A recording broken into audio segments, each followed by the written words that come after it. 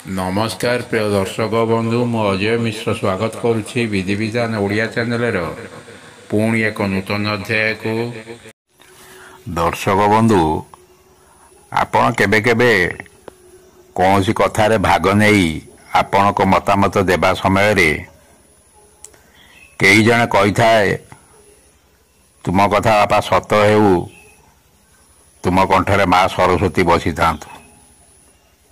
निश्चिंत ए कथा पछरे किछि ना किछि आधार रही थाए।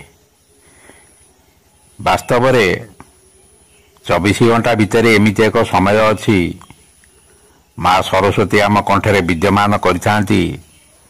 सेही समय रे आमे जहा कही देई थाउ ता सत होई जाए। ए समय रे जहा हमर इच्छा भगवान के निकट रे आत्मनिवेदन कले ता हमको प्राप्ति होई थाए। एई शुभ मुहूर्त समय 1 मिनिट सबुदिन समस्त भाग्य आसी थाए, किंतु आमे जानी नथिबारु यार फायदा आमे नहीं पारुना।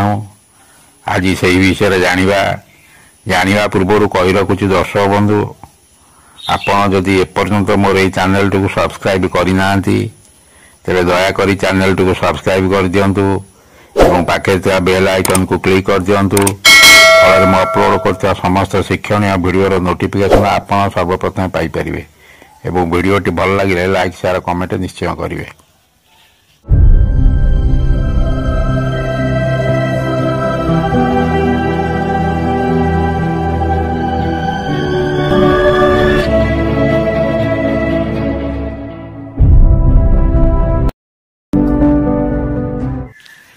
एक मिनिट एभली एक शुभ मुहूर्त जहां गोल्डन मिनिट बोली कह जाए।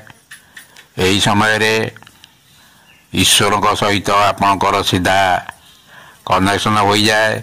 यही समय रे वास्तव में माँ सरस्वती आपण कंठदेश विराजमान हुंती।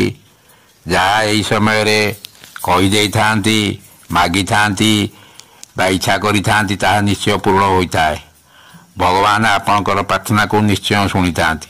तेबे यही शुभ मुहूर्त बा गोल्डन मिनिट को प्रतिदिन किपरि जानिबा प्रतिदिन किपरि याको हिसाब करिबा आसंतु से विषय आलोचना करिबा।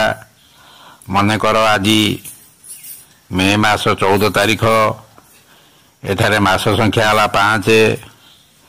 तेबे शुभ मुहूर्त समयटी हला 14 घंटा 5 मिनिट अर्थात 2 घंटा 5 मिनिट।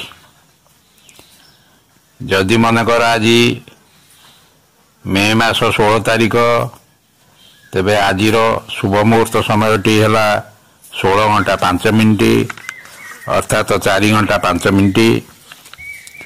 जदि आज धरा जाऊ मे मास 17 तारीख तेबे शुभ मुहूर्त समयटी है 17 घंटा 5 मिनिट अर्थात 5 घंटा 5 मिनिट संध्या।